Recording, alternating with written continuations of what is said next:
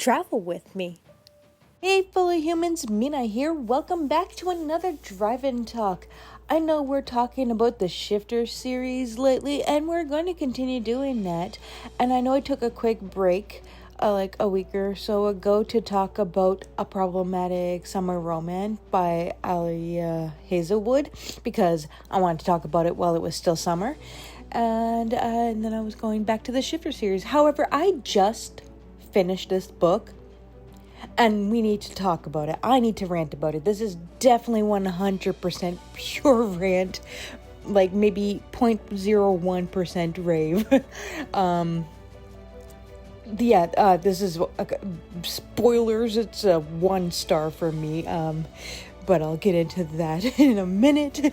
The book, I just had to make a video on it, and I feel really bad about ranting about this one, but we're gonna do it because in my channel I can do that.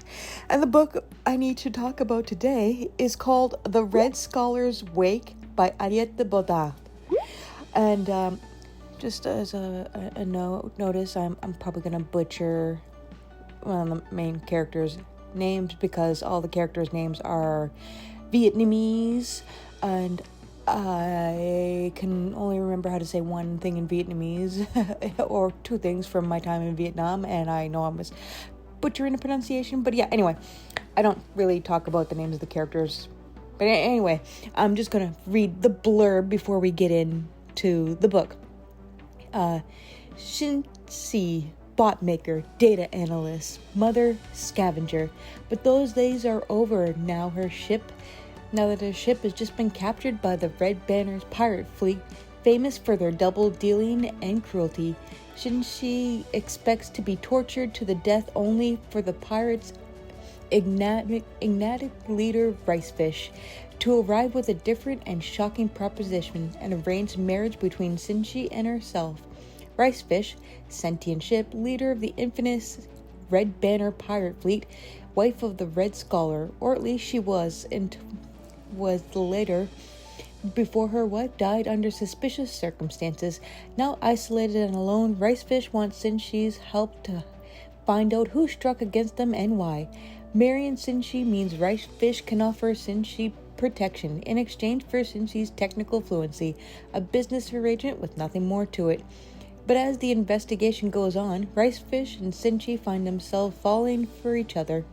As the interstellar war against piracy intensifies and 5 fleets start fighting each other, they will have to make a stand and decide what kind of future they have together. And so,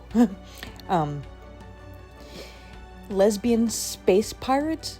Sign me up, but oh boy. Let's get into my thoughts. I wanted to love this book. It's just so pretty. The cover, that is, and the interior design and the and everything. And my copy is signed. And lesbian space pirates in space sounds like a great time. But a great time was not. I don't even want to put, or rather say, any spoilers because, well, nothing of interest happened in this book, actually. And actually, it's kind of infuriatingly boring. Apparently, this book is part of a shared universe of books by this author, and each of them is supposed to be read as a standalone, but honestly, this book was confusing as F. I don't understand how anything in this world works. It feels as it was the second in the series where the first book did all the world building. The author spends so much time describing how the characters and interior design worked, but not enough on how this universe works. Bots surround people all the time, but the way it was written sounds like people are just covered in tiny nanobots all over like a second skin. I don't know, it was hard to picture. How many bots are around to do a thing? How do these bots function? Who knows? Who cares? Also, I'm sorry, but I need more info on these sentient ships. There's just so much to unpack there, and none of it made sense.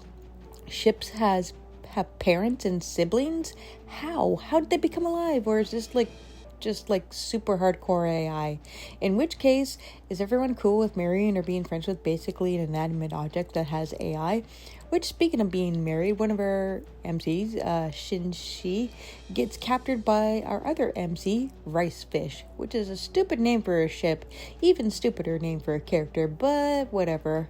How can I take you seriously when you're called Ricefish? Yeah, I know ships have interesting names, and there are some other interesting names for other sentient ships, like Mulberry Sea and Crow's Words, which are also short nicknames of a longer name, but anyway, I digress. And then, how can I take you seriously when you called Ricefish? And then, since she's basically forced, she consents, but we all know she wasn't really given an option to marry Ricefish for some political sabotage thing or something. I don't really care, honestly, but it was stupid. And then almost instantly, Shinji falls in love with Ricefish, a ship, whose body she's in all the time, by the way, like the physical ship part. P.S. Since Ricefish is a ship and not just the avatar she uses, and is aware of everything going on inside of the ship because it's her body, does this mean she knows when everyone takes a shit in her or showers? Super random thought, nothing to do with the story, but I just couldn't help but not think that the whole time. So yeah, I'm not a fan of insta-love, and maybe they didn't fall insta-lovey right away, but it sure feels like it, especially as the author never bothered to explain time. Like, how long is it sent today? Do you know? Does the author know? Does anyone know? Also, I absolutely feel nothing for any of the characters. They all felt like they were the same one with different names, and Shinji's daughter sounded way too old for a 6-year-old. I'm pretty sure I was supposed to care what happened to some of the side characters whose names I've forgotten, but I just don't. And also, the plot just kind of happens. Like, it happens so the story can move forward, and not because the characters are the thing to make it move forward. Also, Shinji's personality doesn't make sense. She keeps contradicting herself. There are examples, but the book is so forgettable that I forgot about them by the time I finished the book. Just note that she contradicts herself. I had so much more ranting I wanted to do, but I don't want to be here all day. And also, I forgot about most of what I wanted to rant about, simply because the book is pretty forgettable. And I don't want to be too mean in this book. I did really like the author's writing style. I just wish there was anything I liked besides the absolutely gorgeous cover. Just know that I thought so much didn't make sense. The pacing was weird, the ending was and the book was overall forgettable. And sentient ships need a lot more explanation that we got, because boy, do I still have so many questions about that. And why is Shinji so in love with this ship? She even had sex with Whitefish once, but how does that work? Because it's an avatar. Is she having fun with the bots that project the avatar? Is the avatar physically there? And okay, never mind, moving on. I'm not sure if I can recommend this to anyone, honestly. I know reading is subjective, so there's definitely an audience out there for this book, but sadly it's not with me. I do love all the LGBTQ plus rep in this book, but here's something I never thought I'd say. It needs more men.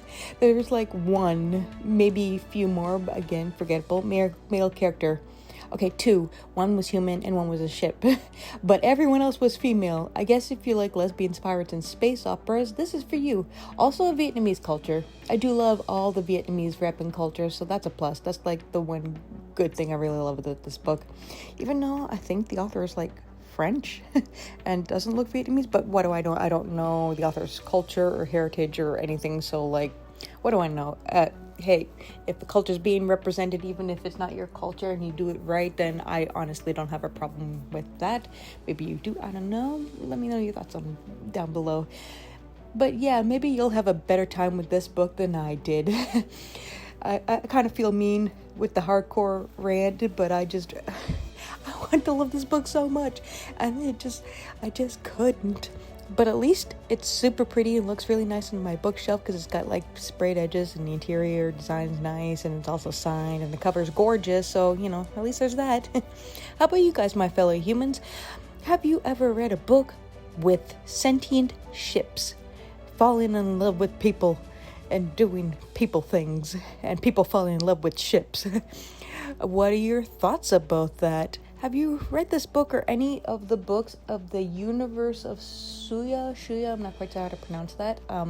The books by this author. let me know in the comments down below. I really would love to hear from you. Anywho, that's all I gotta say for now. If you want to keep hearing more about stuff, be sure to follow me in all your favorite socials, including my travel channel, Drive with Mina. Links below. Stay safe and take care. Bye!